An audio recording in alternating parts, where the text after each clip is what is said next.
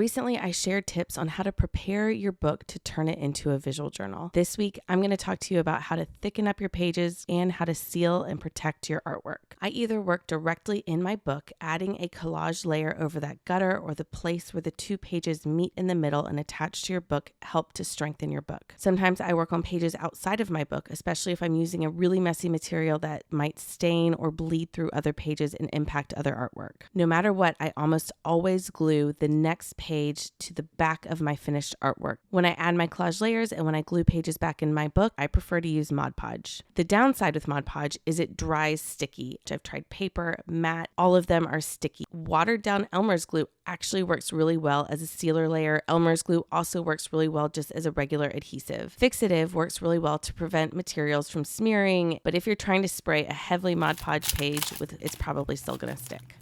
Hands down, the best material I have found to prevent sticking is wax medium. You can get this off Amazon or your local art store. I get a thin amount on my fingers and I rub it onto my page. It doesn't take much. You just need that thin layer to protect your page. The wax medium helps cover up all those sticky areas. It has more of a matte finish. I've never gone as far as trying to spray my pages with varnish or any type of painting sealer. Again, I feel like that's a little unnecessary because your pages are pretty protected just sitting inside your book. The biggest concern I have are pages sticking together and ripping apart when you try to open them back up. I hope these tips help, and I hope you have started your visual journal journey. Make something fun, creative, fulfilling, and happy visual journaling.